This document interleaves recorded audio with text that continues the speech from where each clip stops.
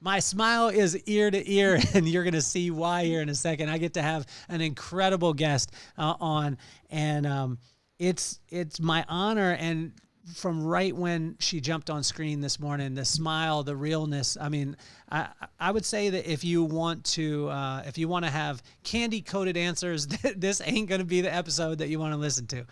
This young lady has a 20-year stint in the real estate industry. She's a founder, a CEO. She also does philanthropy. She's going to make you feel bad about yourself because she works so hard. She has 7 children, count them, 7 children from a mixed family. So she does it all. I think the questions that I'm going to ask her is more about what she can't do than what she can, because what she can do, it would take us 5 years for us to be able to list off every single one of those things. It is my honor and pleasure to bring onto the show Beth Matthews, an absolute master in real estate, which is going to unbelievably blow your mind. So let's get this party started.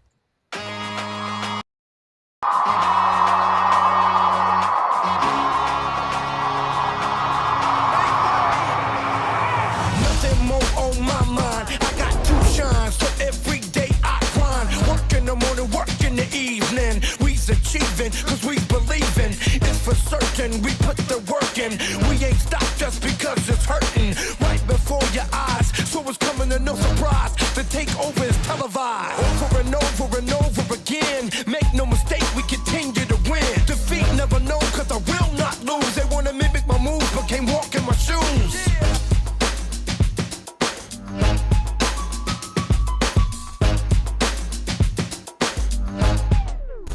Welcome to the show. Welcome to the show, Beth. It is my honor and my pleasure to have you here. I'm really excited to be here. So let's start it off like this: real estate, philanthropy, and 7 kids. How do they tie together? I'm really efficient. Yeah, I mean, I don't know. I think that when you make your living off of the community, you have a responsibility to give back. And when you're raising a little community of your own, you have a responsibility to set an example. 7 children. Most of the time, like me and my wife, we said that we were going to do 2, which was going to be man-to-man defense. You went zone in the highest level. Talk to me about this. And, you know, we had said with your man, Ethan, did he lead with, I got 5 kids and I want to holler at you? Yeah, so I love that you use the football analogy, because it's the exact same conversation that I had with my ex-husband, the father of my 2 daughters, is, so are we going to stick with man-to-man, or are we going to switch to zone? Because I think every man wants to have a son, and we have 2 girls, and but the fear of a 3rd daughter kept us man-to-man. So then fast forward, I am single, and this gentleman slides into my DMs and takes a little bit of a unique approach and says, hey, a friend of mine knows you, and we were out together, and he thinks that you and I might hit it off. And I was like, okay, well, that's different. Who's the friend? And the friend was somebody who I had dated 2 years prior, who just ghosted me one day. So I thought it was really interesting that I was a topic of conversation. So I think I entertained the conversation more out of curiosity to start than anything. But Ethan won me over. He said, you know, my approach to women in dating is very different than my friends. And as we were doing the get to know you stuff, I, shared that I had 2 daughters and asked him if he had any children. And I think his initial response was, please don't block me when I tell you this. And I said, well, I can't promise that. And then he shared with me that he has 5 boys, which includes 2 sets of twins. And somehow that seemed like, okay, so that's not quite as bad. 3 pregnancies. And then I said, well, how many mothers are in the picture? Like, with how many different women? He said, no, one woman. I was married for a long time, and she obviously has a family history of multiples. So 2 sets of twins, a single boy, and then my 2 daughters. We're one beyond the Brady Bunch. How different is it with the girls than the boys? Dramatically. And it's funny because I grew up with all boys. So when I had daughters, I thought God has a really wicked sense of humor. And so in some ways it felt like old hat to have all these boys around. but the kids are all in the same general age range and they all get along great, which we don't have them all at once as often anymore because they're getting older, but it's so much fun when we do. So how close are the girls to the boys as far as age wise? Yeah, so doing the rundown, we have 20-year-old twin boys, Okay. 19-year-old daughter, a 17-year-old single boy, Uh-huh. 15-year-old daughter, and then soon to be 14-year-old twin boys. So it is like dominoes. Wow. We have a lot So of graduations, a lot of big things going on, which is fun. did they know each other before you guys got together? Because you guys are you guys are in that one city that we in Tennessee don't talk about that much. But um, can you name it? Because I can't even say it. I can't even say the Yeah, name of the city. Buffalo. I'm in Buffalo, New Yeah, and York. Big Bills I don't even fan. think you guys have a football team though. I mean, I don't believe. Do you guys have one? Yeah, Josh Allen, never heard of him. Oh, my bad. My bad. Oh yeah, that's the same team that was in the Music City Miracle that got beat by the Titans for the Titans to go to the Super Oh, Bowl. we're Was gonna it? go there. Yeah, okay, Kelly. And we started out so well. I'm only saying that because in 1993 we suffered the worst comeback loss of all time. This was before you were born. But Oh, well, thank you. yes, so we were up 38-3 if you remember this, and we lost to Frank Reich. And so I don't hold grudges at all, and I don't need therapy, obviously, because I still hold on to this But we're factor since talking I was. about 1993. Do you know that I think that was the game that started the whole "We Have the Reich One Baby" campaign? It did. It did. Yeah, I don't like that because guy. everybody was like, "Who the heck is Frank Reich?" And then all of a sudden, he showed us who he was. I don't even like him. I'm still protesting. I'm still protesting the game. Listen, we've had our own pain points. I mean, 4 Super Bowl appearances and still no ring. And I mean, that happened. I was alive and during a very key point in my adolescent development that I do think I need therapy for it. Well, I think therapy can work out well, especially for my fandom, because I'm a Houston Oilers fan and then on to the Titans. And I've had a lot of I'm an irrational fan though. Are you an irrational fan or are you a rational fan? Describe irrational. Irrational fan means I think that the Tennessee Titans are going to go 17-0 every single year, get home field advantage, and win the Super Bowl every single year. And I think a bad season will be a 16-1 season where we maybe don't get the first round bye, but we still win the Super Bowl. That's a bad season to me. But I believe it every single year. I don't think that's irrational. I think that is just the definition of being a fan. Because we absolutely do the same thing. So my Instagram handle is Beth by a Billion because of that mindset. And it's very much alive in Buffalo. So, we've had a really dry spell for a number of years and it didn't matter. The end of every season or at the beginning of every game, every time there was a loss, it's okay. Next one, the Bills are going to win by a billion. Yes. So it's this eternal optimism, and I don't think it's irrational. I think it is truly the definition of being a fan. So Beth, is that really where the Instagram handle came from? Was it from the? It is. It is. Yeah. And when I saw it, I was like, I don't know how to take this. Because we didn't know each other. I met you. Your energy precedes you. Like just your energy in the room. We were at real estate spring break, which if you're in the real estate industry and you haven't gone to this event, you're missing out. But you spoke before, like you came on before me, and just your energy, like it was unbelievable. But then I read the name and I was like, how am I taking this thing? You know what I'm saying? And I think that's how a lot of people take it, except if you're from Buffalo or know the Bills. I think you can decipher, but buy a billion is a mindset. And I know there's this mentality like, oh, she thinks she's going to make $1 billion. Well, maybe I will and maybe I won't. But my mindset is always going to be no matter what the odds, no matter what the challenge is, I'm in it to win. That's amazing. I tell you, I didn't like you that much before we got on, but now, Beth, I didn't even want to be your friend. I'm joking with you. Yeah. Well, I mean, think about it from my side. I was slotted to speak with very little notice, by the way. I love Spring. She's You a did friend of both of phenomenal. ours. And then I find out I'm the last person before the keynote speaker. At the end of the second, everybody's tired. They're like, is the bar open? We want to hear the guy with dreads talk. Who is this chick? And so you've been very gracious. Thank Oh, you. you killed it. You did so incredible.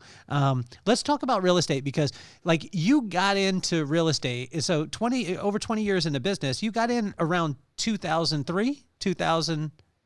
Yeah. Okay. Yeah. So I got licensed originally in 2003. Okay. So you come in when literally it's like shooting fish in a barrel, right? In the real estate game, the real estate game is hot. It is. I mean, I was so excited in 2003 because I remember I lived in Vegas. So it was like my house doubled in like 3 months. You know what I'm saying? And I was like, I'm a real estate genius. I'm a mogul. You know what I mean? And then 2008 hit and I was like, damn, maybe I should choose something else. That's funny. But help me with this, because when you get into an industry and things are going right, you can almost be like, right? Oh, and I did. Yeah. So take us through this journey. Take us through this journey, Sure. because in the hot markets, everyone is like, yo, I'm getting into real estate. And then in the down times, everyone's like, yo, I'm getting a side gig at McDonald's. Yeah. Very true. So I fell into real estate by accident. My former husband was in the Army. I did something really silly, like leave college with 2 semesters before graduating to get married and follow him.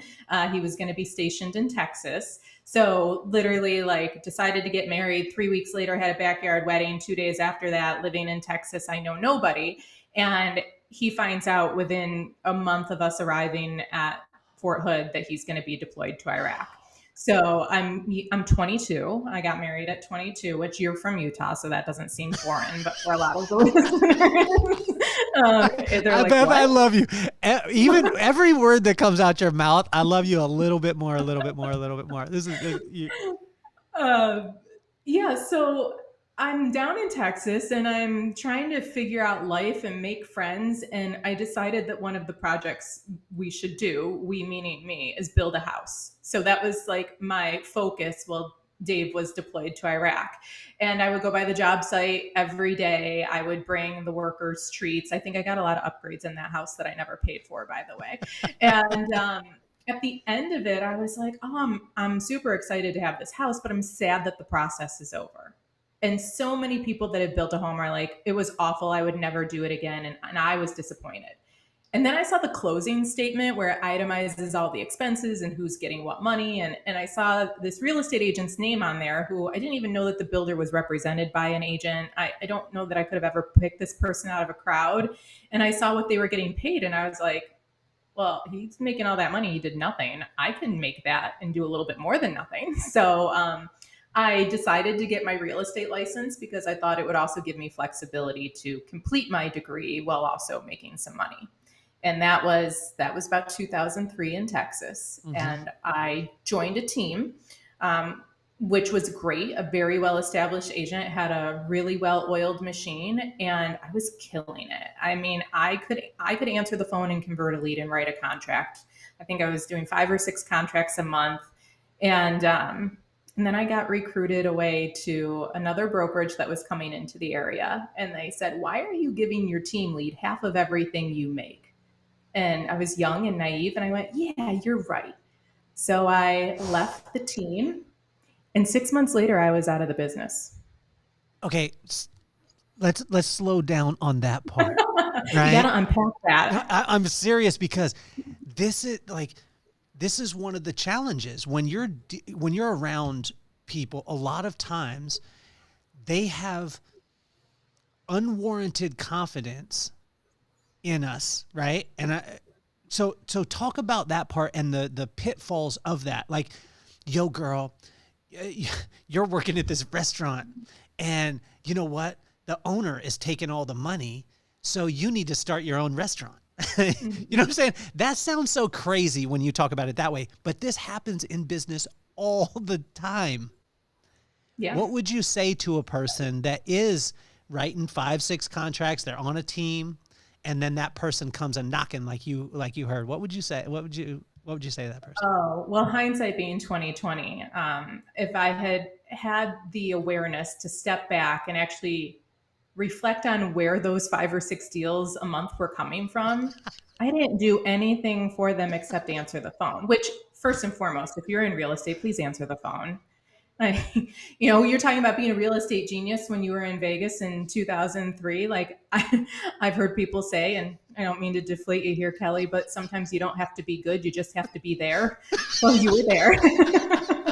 Hey, I was a genius for like 6 months, Beth. I was that next guy. I was next in line. You know what I mean? And you know what? You're probably good anyway, but you also happen to be there.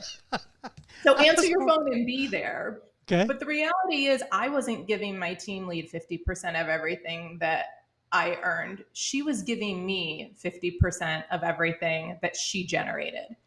And it took me having to take it on the chin and take the hits and acknowledge that I didn't have the skill set to build a business on my own, to build a book of business. I had no idea how to prospect. And truly, I remember it was Christmas and my daughter was an infant, and I'm literally calling and begging a loan officer to get this deal cleared to close so that I could have money to buy some Christmas gifts days before Christmas. And I thought, what the hell did I do? How quickly did you realize this? It's about 6 months after I left the team that I was like, all of this money that was just flowing came to a screeching halt. So what was the disparity? Take me from where you were around to what it actually became once you listened to somebody who you probably shouldn't have taken counsel from. Sure. I think it's the old adage, like you can either give somebody a fish or you can teach them to fish. Well, I was being served up fish all day, every day. And I knew how to fillet it and eat it, but I had no idea how to catch it. And I was in an environment that was a well-oiled machine. And sometimes when they make things look easy, you don't realize how much work has gone into it on the back end to achieve that ease. And so I'm like, man, I don't know what she's doing, but she gets the phone to ring. I can get the phone to ring. And especially in a military community, it's very transient. So to establish yourself as a go-to in an area where people really aren't embedded, I should, and I will, Gloria Ashmore, I don't know if you're still in the business or still around, but kudos to you. And I owe you an apology and a debt of gratitude. So, but what would give us a roundabout number figure so people can understand the severity of these things, because this happens in so many different industries. We were in the professional beauty industry for years, and what you said, if you're a hairdresser and you're listening, listen to Beth. Listen to Beth on this. What was the difference income wise for you? So, at 2003 military talent, I think average sale price was around $100,000. Let's say that even with my split with the team, everything else, I was probably bringing home $1,500 per deal. $1,500 times 5 at 23 years old. 7,500. Yeah. Yeah. Almost 100 grand a year. I was doing pretty good. And then when I say it came to a screeching halt, I mean, it was like slammed into the side of the building, crash test dummy style. And I was like, what happened? Why doesn't my phone ring? And so I didn't know to pick up the phone aside from when it rang. I didn't know to make the outbound calls. I didn't know to go to the networking events. And I didn't even know where to start to do any of that. I actually, this is kind of a funny story. I got in some trouble with the military because there's an entire database, if you're in the military, of everybody's email address. And so the one thing that I figured out how to do was I would go onto property managers' websites and I would find properties that had been sitting vacant for an extended period of time. And often that was because it was somebody who was stationed at Fort Hood who then got moved and either kept the property for rental purposes or didn't have enough equity to sell it. So by default rented it. And I would go through this database that was a government military database, and I would find the owner's email address and I would solicit them and say, hey, it's been sitting vacant for a while. Have you thought about selling it? And I think the only transaction I got during the time that I left the team before I got out of real estate was from somebody that was like, yes, please, I need to unload this thing. But then I got a lot of like, you're not supposed to be using this database for solicitation purposes. And if you continue, we're going to remove you from the database type of stuff. But I didn't know any better. Talk about the Bills Mafia right there. That's some real clandestine kind of activity. It's amazing. How much of an unfair advantage did you have because your dad was in the military and you guys were moving around? Because I don't think that people understand how unfair this advantage is when you're around different cultures, when you have to deal with so many different people. Can you talk about that unfair advantage? Yeah. I was taught at a young age, or really maybe just thrown into the mix, how to meet people, because I was the new kid at school a fair amount. And not that I've ever been shy, but when you're the new kid, and I say this to families all the time when they're like, we're thinking about moving, but we don't want to move the kids during the school year. And I'm like, no, move the kids during the school year. Because when you're the new kid and you come in the middle of the school year, everybody's like, hey, who's that? Where'd they come from? When you're the new kid at the beginning of the school year, they're like, were they here last year? Did they change their hair? Like, you're kind of lost in the mix. So the moving around a lot kind of forced me to be a little bit more outgoing. Where I think I really have an advantage is I think the best agents have also sat in the seats of their clients. And because I've gone through that process at every age, every stage of life, I am really empathetic to the needs of my clients and what the emotional aspect of buying or selling a house feels like. So take us through the lessons that you learned, because when Beth got in and you were that, like I was elite in 2003 for like 4 months. I was elite because I was literally not going to I wasn't having to speculate. I just drive to work and drive back, and my house just kept going up in value. I was a genius. I would get up, drive to work, come home. It would be better. And I think that's all because of me. It had nothing to do with the market. Had nothing to do with me being in the right place at the right time. I believe it was because of my discipline of getting up, going to work, and not doing anything in the real estate industry. No doubt. Yeah, absolutely. I'm sure that's it. So when you got in at 2003 and the phone is ringing off the hook and you're just like, I'm throwing these fish, like I'm just catching, boom, boom, boom. Then you hit the brick wall. What's the first lesson that you learn that you need to work on as far as discipline? Or did pride come first? Were you like, nah? Pride. Yeah, it was a big lesson in humility. I've been very fortunate that school came easy for me. I have a great memory. I process information quickly. Straight A student with minimal effort. And sometimes I think that's been a detriment. I think I would have learned to work harder earlier if I had to struggle a little bit more. So this was probably the first thing in my life that didn't come easily to me. And it was a huge hit to the ego. And I got out of the business. I was like, all right, well, at this point I have my daughter. My husband at the time is home, but he's going to be deploying again. And so I'm like, I'm going to focus on finishing my degree, and then I'll go work in a field that uses that degree because I should justify all the time and money I've spent getting it. What did you get in? What did you go do? So I actually, when I was in school in Buffalo, before I left the program, I was in school for public communications and journalism. I was going to be the first female sportscaster. Yes. And then, I was going to be the Erin Andrews of the world. And then life took a turn and I got married and left the program. And there was nothing similar to the program where I was in Texas. So I ended up transitioning to a business administration degree. Okay. And what did you do during that time? Did you get a job utilizing it? So after I left real estate and returned to Buffalo, I wanted to get into pharmaceutical sales. That was like the coveted position. I I had somebody look at my resume and they say, yeah, you've got sales experience, but you don't have outside business to business experience. That's what you're really going to need. So I found a position selling. I was a reseller of shipping services to small to medium-sized businesses. And I literally went door to door and in the dead of Buffalo winters, walked into businesses and really learned how to face rejection. So did you kill it though? I mean, I did pretty well. And I think that's largely because I had a manager who was awesome. And she's taught me so many lessons that I have applied to my real estate career and when I teach new agents. And it's the value of a no. Because I think most of us are so programmed that a no is a rejection. And what she taught me to do was realize that every no is getting me closer to a yes. And that was valuable.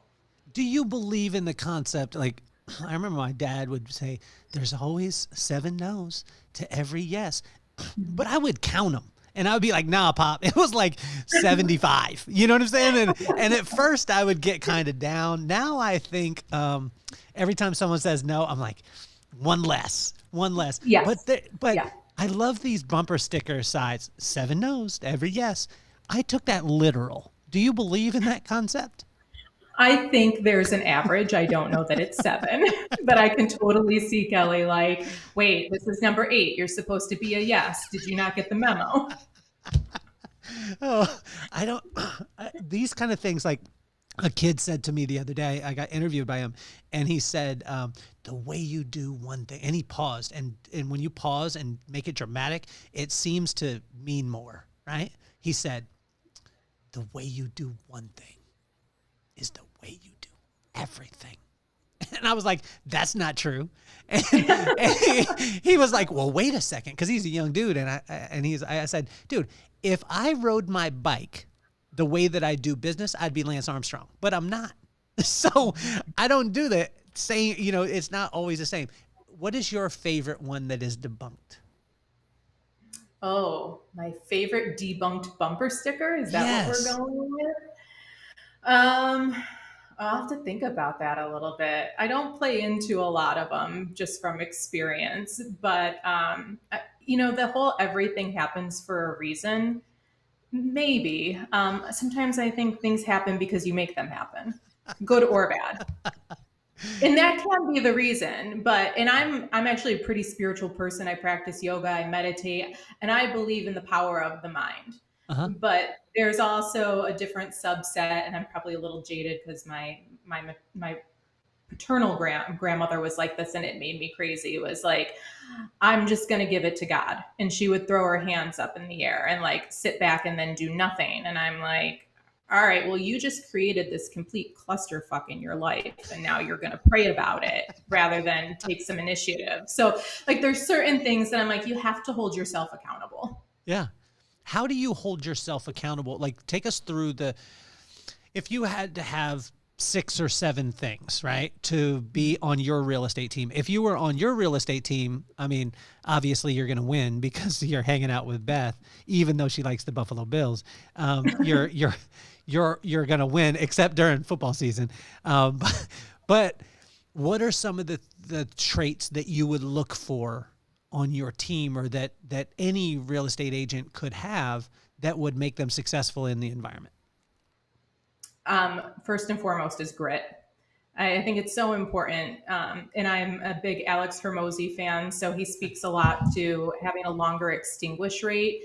I have a team member right now that she's phenomenal. And like, you can knock me down, but you can't take me out type. Like, she puts me to shame. She showed up every day and took the hits and got the no's. And most people would have quit long before she did. And it took her longer to get there. And now she's rolling.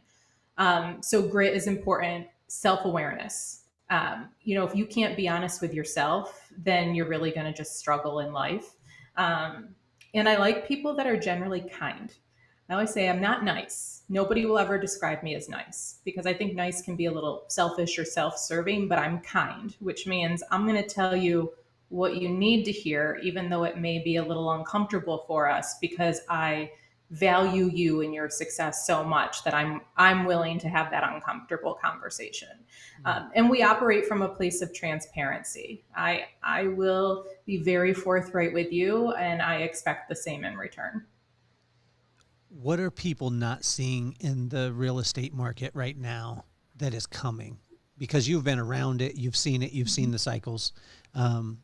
I only saw one small cycle, and then, I decided to get out of it because I was so elite. You know what I mean? Yeah. From my elite You status. made your money. It was time to run. I actually watched my money, and then I watched it go away. Like it was in a case of a couple months. It was like I was on top of the world, and then I was like, I don't even like this stuff.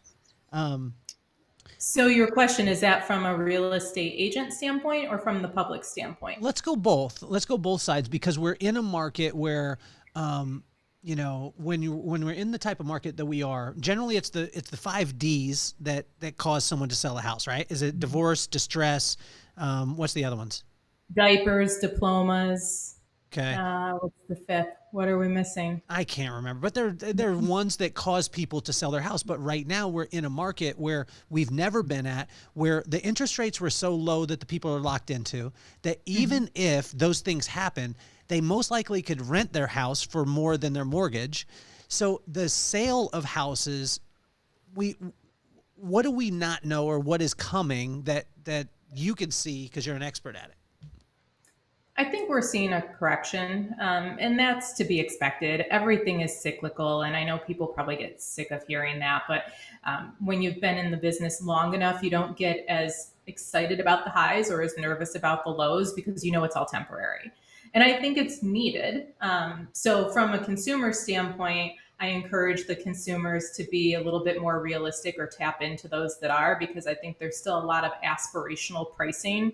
When we're pricing a home, you look at comparables, which is historical data, and you're using historical data to try to predict the future, which is a science, but there's also an art to it. So if you're working with a professional that can watch some trends and anticipate what's going to happen, they are going to give you better guidance, even if it's not what you want to hear. Because everyone's like, well, if my neighbor's house sold for $500,000 and I've got the gold plated nails, then mine should sell for $550,000.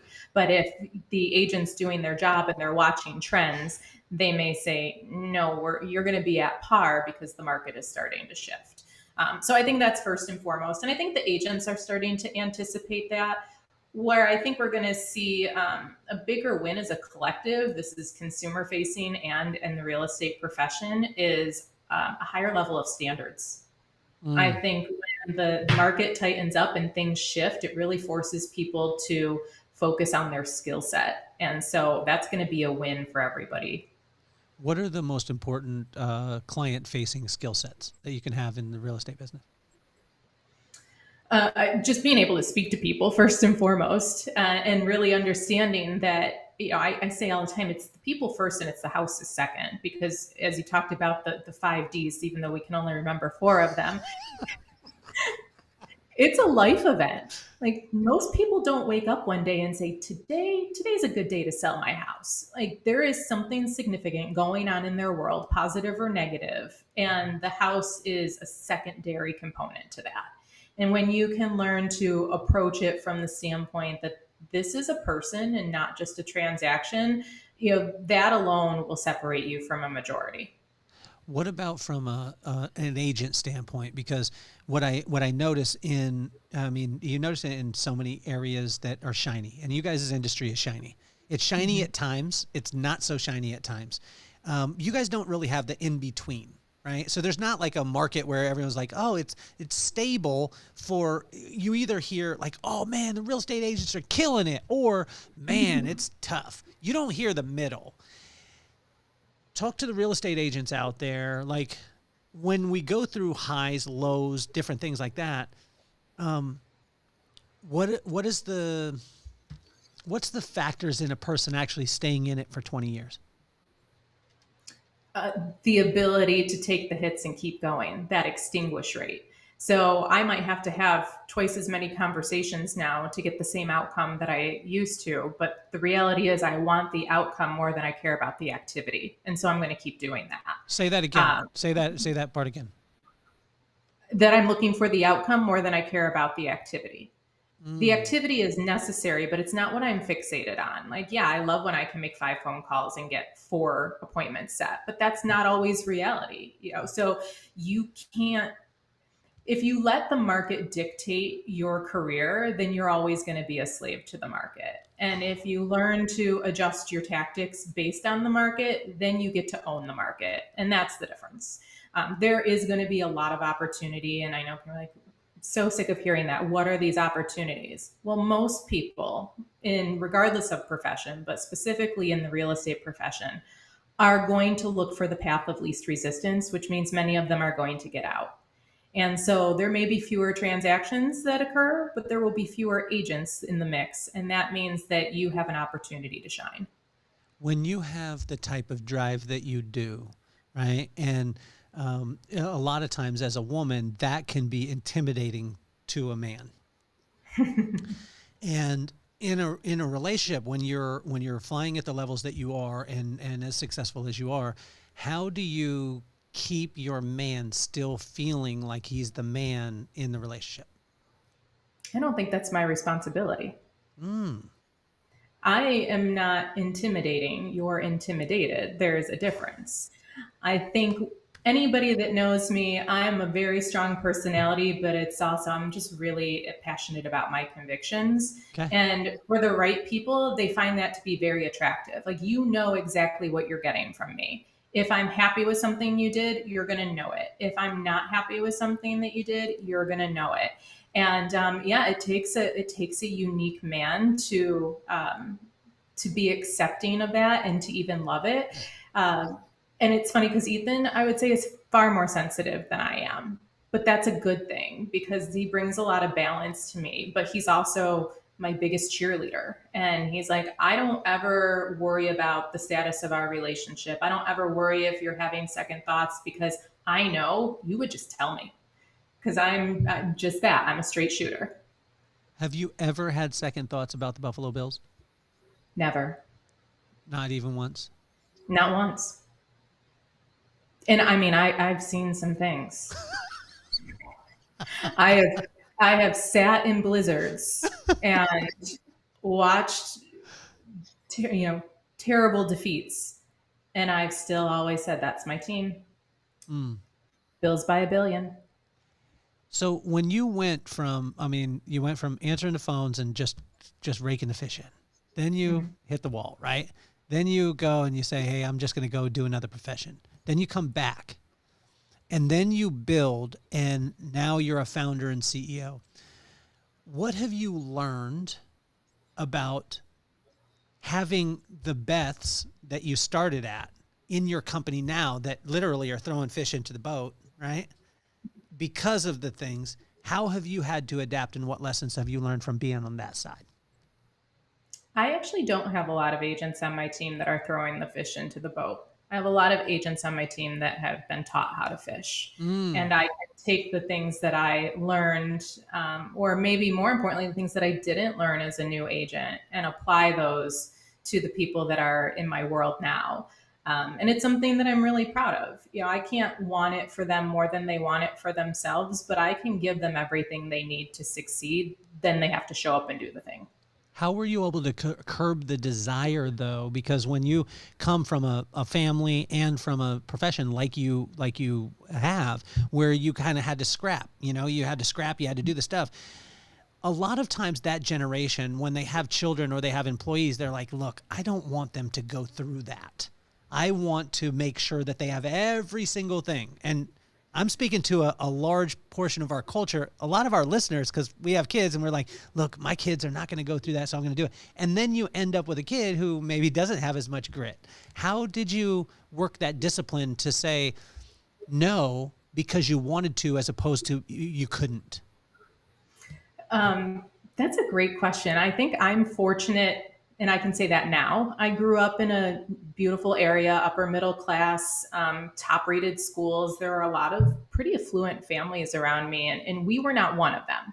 So I was constantly exposed to it. And as much as I, aspired to be my friends that had the brand new car with the red bow on it at age 16, and I was never that. And I remember at 15, 16 years old being a little resentful. Like, my parents were strict. I had a curfew. I had a job. I didn't have things handed to me. And of course, I thought they were terrible at the time. Like, I had the worst parents in the world. But it taught me so much that as I've gotten older, I respect the long-term gain that they focused on versus the short term. Because let's face it, as parents, as employers, sometimes it's just easier to say yes, fine, I'll do it. But is that really benefiting the person that you're saying yes to?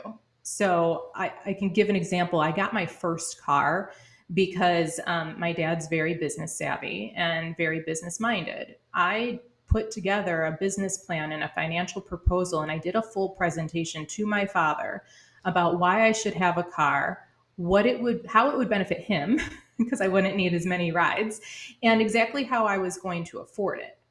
But it forced me to think through the process and be able to stand in front of adult and articulate that. And I did get a car, but it wasn't handed to me. Wow.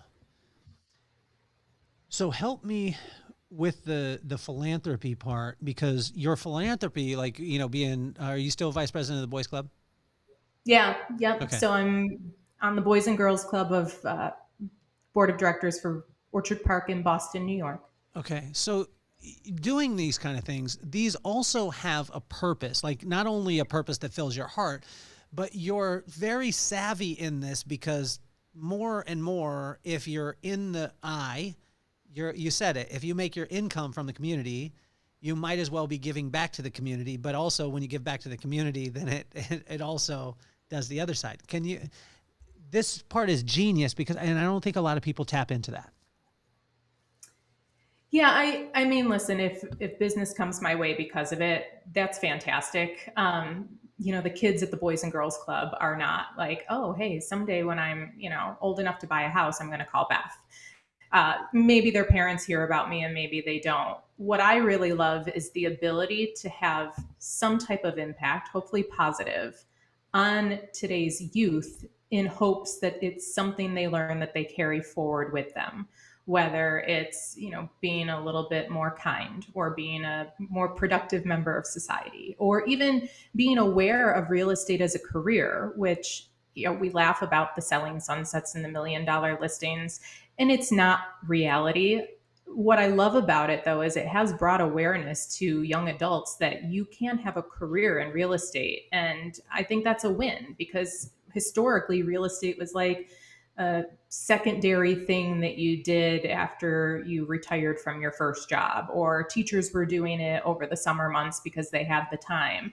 And now it really is becoming a career for a lot of young people. Well, most of the time, unless somebody was mentored by you or worked with you, the exposure to you wouldn't be as deep. Am I correct on that? Like, Yes. And especially, to be mentored by you, you would have to also be qualified, because you're not going to waste your time. You have turned your sights a little bit to be able to look and say, I do want to help. I do want to help you in creating kind of a course structure to be able to do this. Why was that so important to you? So I journal every morning, and I have What'd you write about this morning? This morning, I always itemize the top 3 things that I'm going to achieve in the day, and being on the Vibe podcast was one of them. I also write out 5 things that I'm grateful for. Okay. And then I have a few just general thoughts, affirmations, whatever you want to call them. And I think we all go through seasons. No matter how much you love your family, your career, anything, there's going to be seasons where it's hard. And so I make a point of reflecting on why I do what I do every day. And it's remained consistent for over a year that I am here to improve lives and elevate this industry. And I had a little bit of an aha moment. It was actually at another event with Spring and Justin. And Justin really put me on the spot. And he said, you know, I want you to come up with one word, like just come up with one word that resonates with you. And I was in a really tough place at that point in time with my career and a lot of transition that had happened. And I ultimately came up with inspire. I said, I want to inspire and I want to be inspired.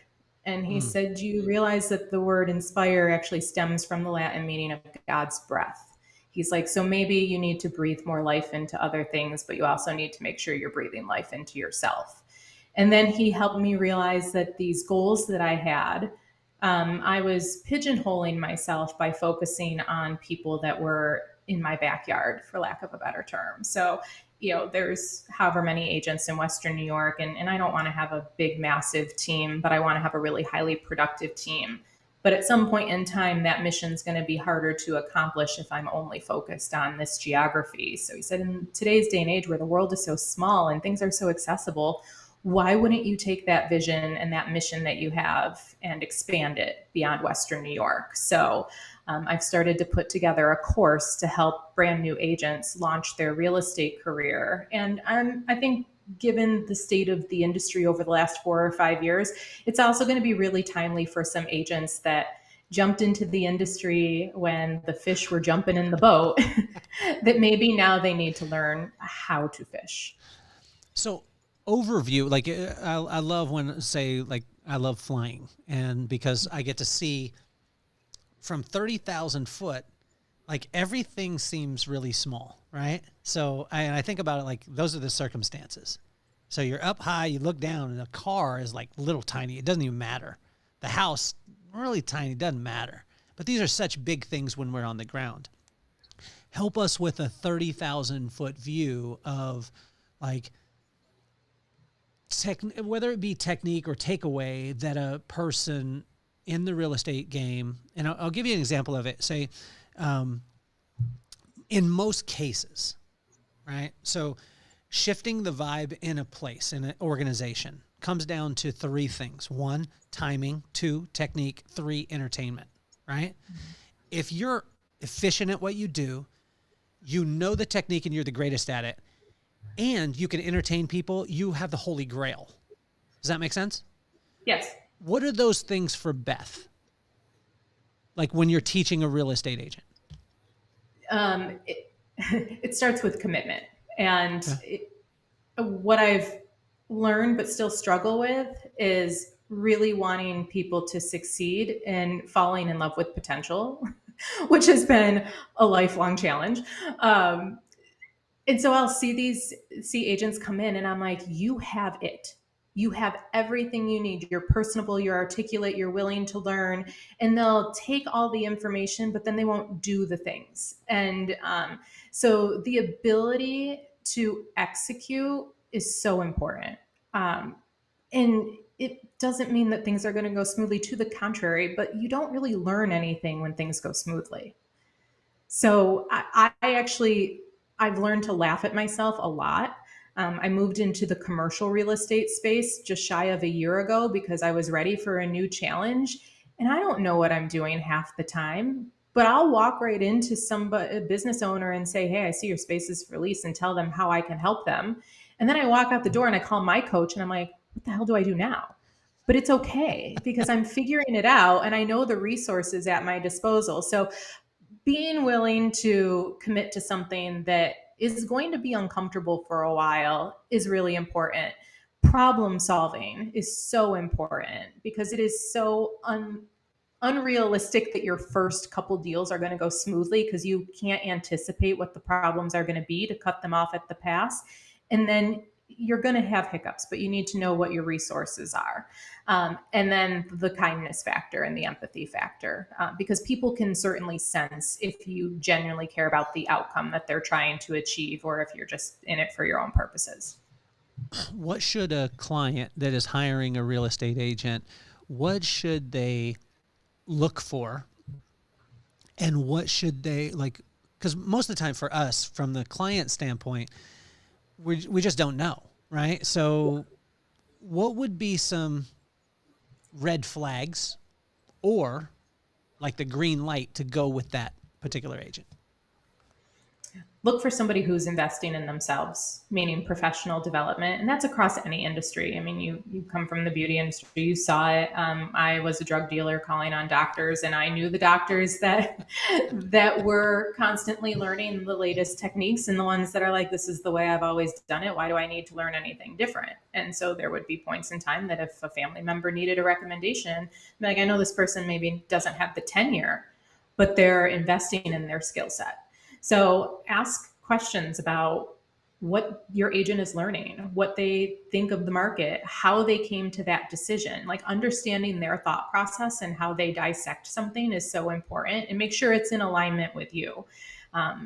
Any type of interaction where you're going to entrust somebody with such a large purchase and you're going to have a lot of interaction with this person, it has to feel right. Like, I can give you the checklist of how much volume have they done and how many transactions have they done and all that. But at the end of the day, if it doesn't feel good, then it doesn't matter. And then even if they don't have the tenure, make sure that they have the resources available to them to make sure that the outcome is what you want it to be. How could you gauge that? I ask a lot. If it were me, I would ask a lot about the dynamic of who's in the background, right? So we're structured, we're a team.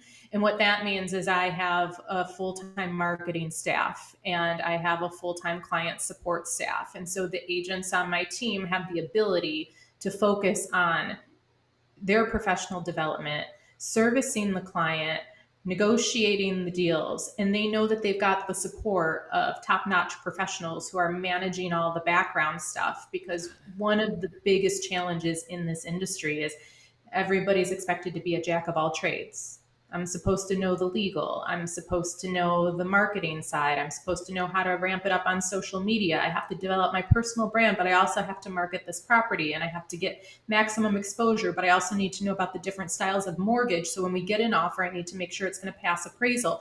And so there's so many things that I don't think the average consumer knows that a real estate professional does, that you do need to have an understanding of all of those things. But you also need to have an incredible team, either in the organization or preferred partners that are supporting the outcome.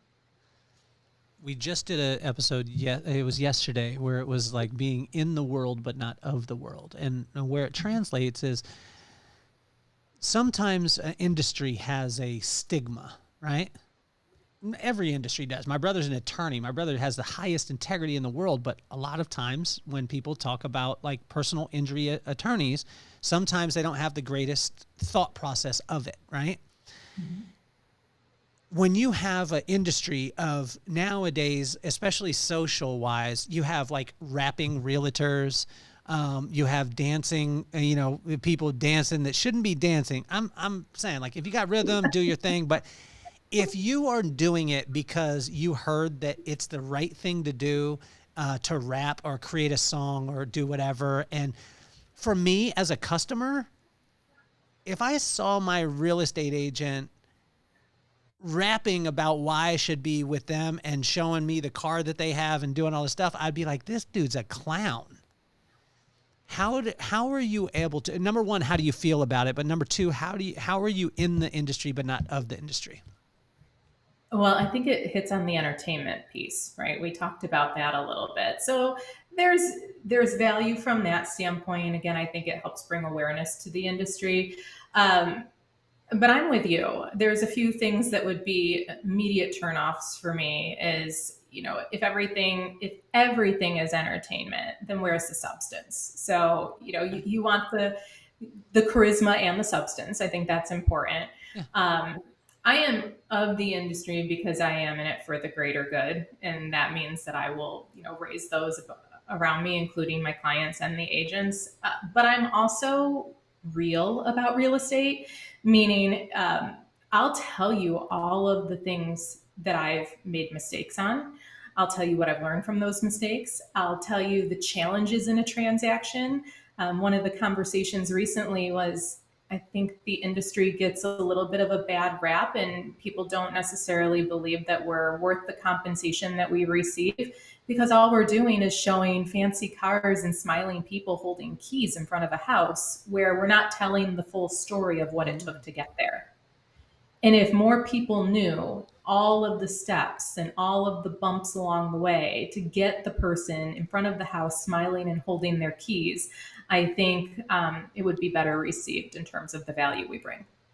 What are the misconceptions with the lawsuit that just went down, that had a lot of people kind of up in arms, and had people saying, because I sat down with one of my friends, he's been an agent for, 20, 30 years also. Mm-hmm. And he just kind of laughed. I asked him about the lawsuit, and he kind of laughed, and he was like, if they really knew, like if the normal person really knew and they weren't just listening to just a portion of it, no one would be that alarmed. Right. Well, we know the media sensationalizes things. So I think the biggest misconception is that there's not going to be any compensation to the agent representing the buyer. And that's not true.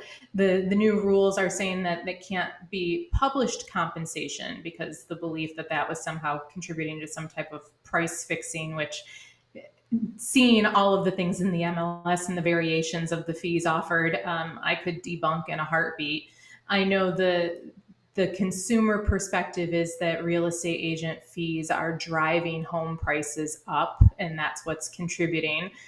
My argument there, and I'm not an attorney, but I could play one on TV, is if that's the case and full-time real estate professionals have existed for the last 200 years, we've always been compensated. When the market was down, shouldn't our compensation have driven the price up?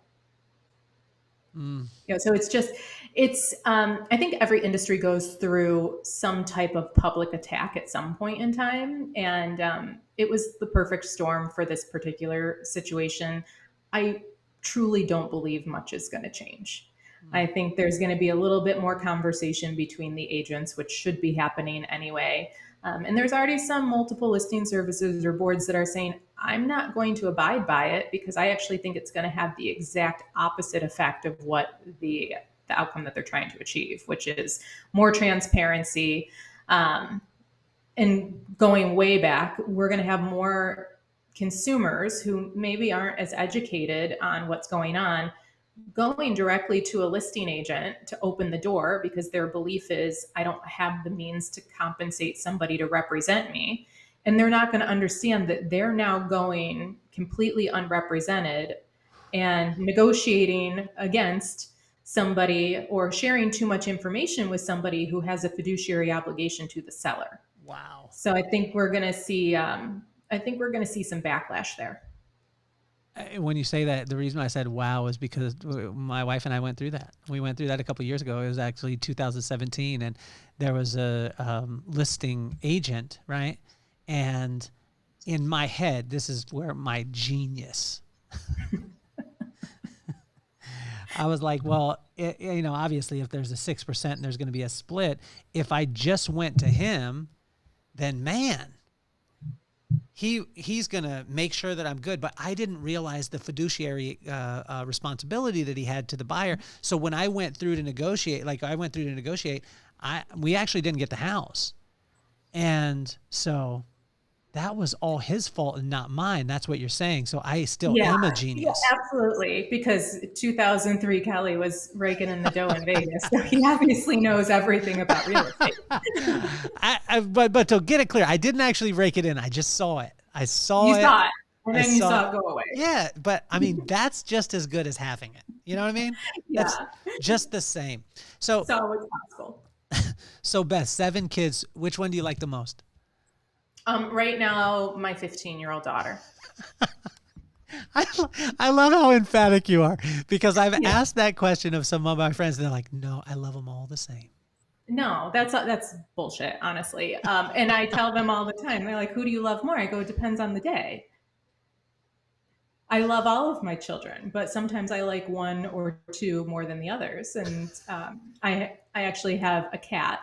I have a couple of animals, but I have a Siamese cat who I absolutely adore. And prior to the boys coming into my world, it was a regular conversation in my house that my daughters would be like, "Mom, we feel like you love Piper more than us." And I was like, "Well, that's completely in your control."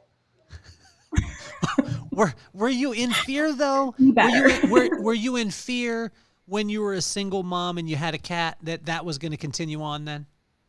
No, I would have been okay with it if it did. Yeah. But I'm just saying, like, I mean, how did he react to the cat right away?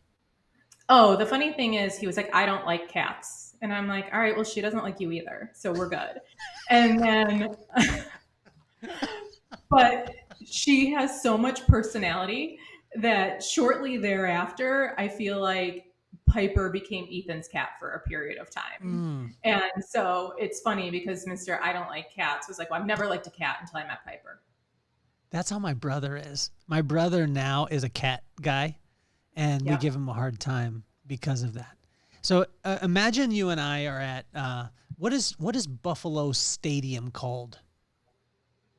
It is, what is it now? It's been Ralph Wilson, New Era, Highmark. We're Highmark now. Okay, so we're at Highmark Stadium. It's completely packed, full of prospective buyers, just homeowners and clients. You can only say one sentence to them. What do you say when you come out on stage? How can I help? We clear them out. We bring in all real estate agents. You only got one sentence. What do you say? How can I help? You're awesome. How do you balance? Speak to the young ladies out there. I've got a daughter who's 15 years old, right? And so sometimes people don't understand the type of pressure that you have, because when you're going as a woman in business and you're wanting to be successful, sometimes you could be labeled, or you want to be honest. You could be labeled. You want to be, you're wanting to jump to that next level. If you're a guy, it's like, yeah, high five. As a woman, you're like, talk to the ladies out there, especially the young ladies. How can they navigate this, and what would be the wise words of Beth? Well, I have young ladies, and I preach this often: is never dilute yourself for anybody.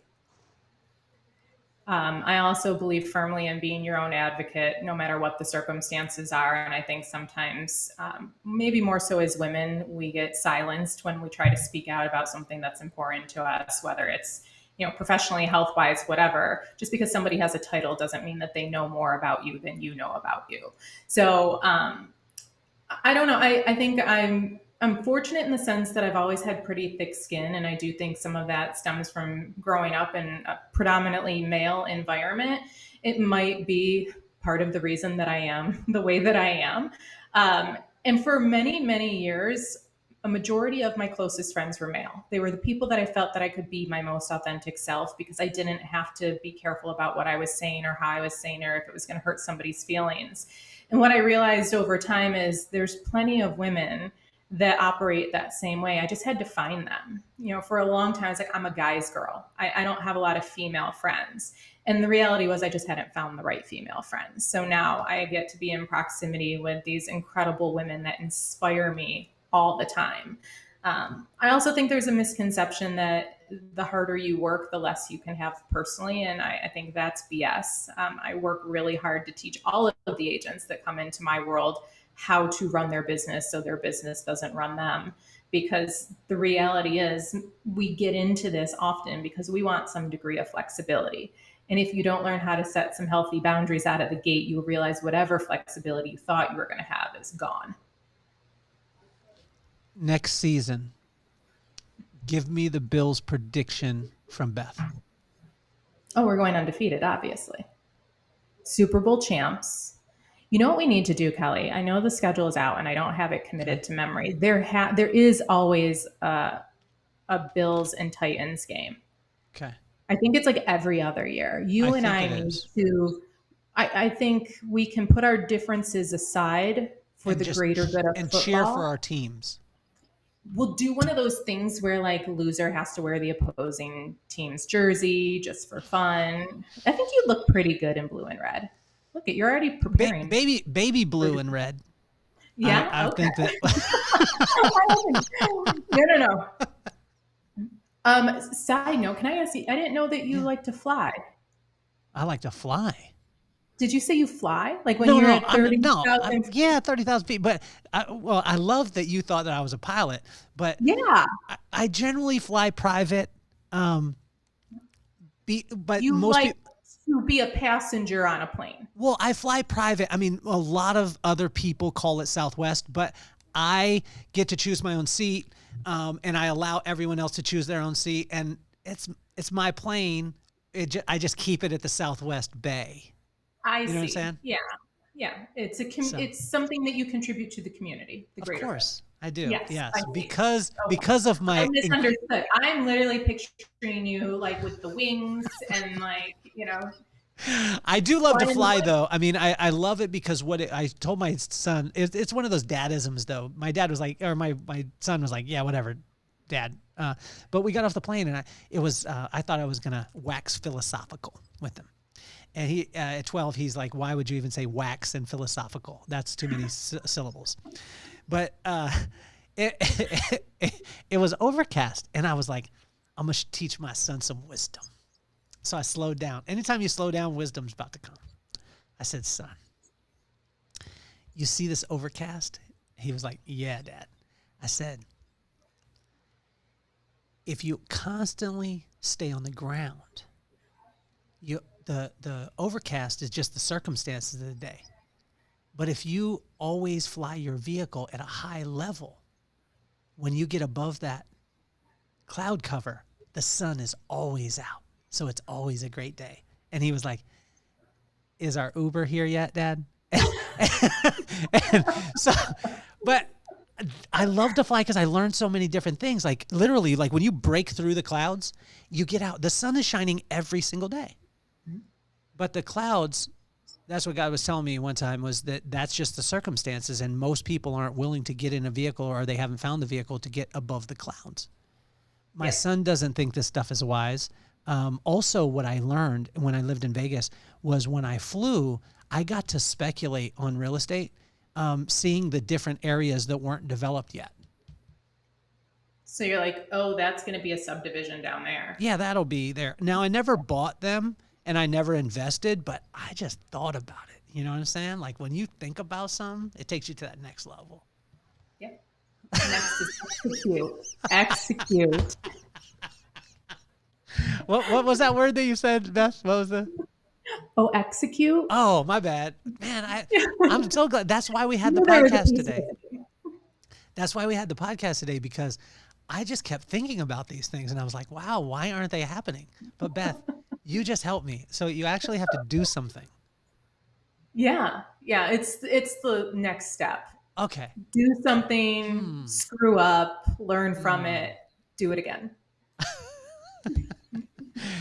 So Beth, I started the podcast because my two kids, Maddox, who's 12, who asked me like, where's the Uber?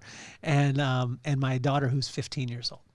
And I didn't want them to worship idols. I just wanted them to be inspired by icons like yourself. And so what advice would you have for Maddox and McKenna? And if you could use both their names, it would be awesome. Yeah. So Maddox and McKenna, the person that you're going to spend the most time with is you. Make sure you love who you are and love the way that you show up in the world. And the right people will gravitate towards you. We're going to have all the links to get in touch with Beth by a Billion. I love that name more than anything now because literally, like when I saw it at first, I was like, damn, like, you know, I didn't know, again, I didn't know how to take it. But Beth, like spending this hour with you, which has felt like 5 minutes, to see the how you don't take yourself seriously, but you take what you do and your craft seriously, right? And the ability for you to be able to laugh at things.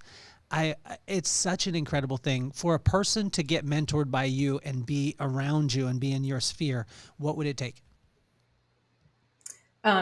Anybody that has questions ever can DM me on my Instagram handle, which is Beth by a Billion. I will have more information coming about an online community that I'm building that's going to be a very supportive, collaborative environment, regardless of your skill set or your experience level. And if you need a little bit more fine tuning with the learning to fish, there's going to be a lot of information about some upcoming courses there.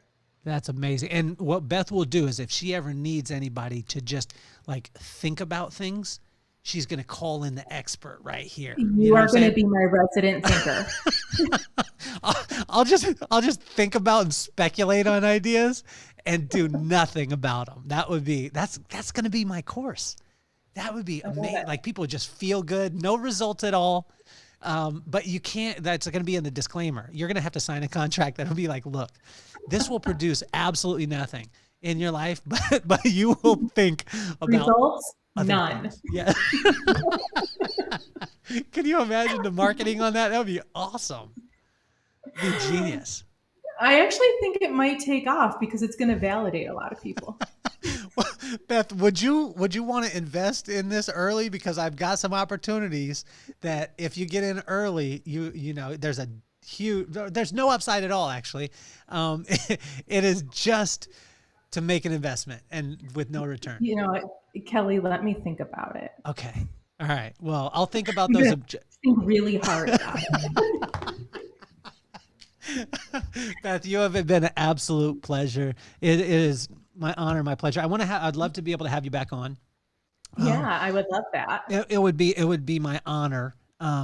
You know, we're working on a couple of different places where, you know, doing correspondence on the show too. So, you know, having a resident correspondent as far as real estate, as far as financial, you know, different things like that we can kind of weigh in.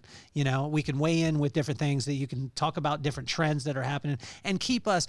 I love this and how real you are too, because from a client standpoint, you know, my wife and I are not in the market right now, but for us to be able to get education without a back end part of it. Because sometimes people will give the education, but it's because they want something from you right away. And a lot of times you could feel that, you know? That's the nice versus kind. Yeah. You're so incredible. Nice. You win. So wait, I think I misunderstood. I thought you were going to ask me to be a correspondent for the undefeated Buffalo Bills. Oh, yes. Well, that could be, maybe you'll be the correspondent there. I'll be the correspondent for the undefeated Tennessee Titans. And then we meet in the AFC Championship. Well, then that means that one of us is not going to be undefeated. We obviously know who that's going to be. Like, I mean, it is with a My quarterback is to you and the Titans. With a quarterback with the pedigree of Will Levis. Come on, we can't lose. You know what I'm saying? We're gonna go to a game together. That's what's gonna happen, and then we'll have to like live stream. I'm in, and you're gonna love my wife. My wife Brooklyn. You too. Like you guys got that gangster edge to you. I'm already kind of obsessed with her. Like once you and I connected, I started following her on social media, and I was like, okay, we're friends. She just doesn't know it yet, but you can let her know that it's happening. She's a badass. She thinks that there's what is it? Coffee, gangster rap, and lipstick. It fixes everything. Like that's But it's my honor and my pleasure, and I thank you for being on the show today, and I look forward to a long and fruitful friendship. I'm going to force you to be my friend for the rest of your life. I thought I forced you. Okay, good. We're in. We're in. All right. We're in. Good deal. But thank you, Beth. You're incredible. And stick on here for a second. We've got the commercial coming, but Beth, you're officially off the hot seat.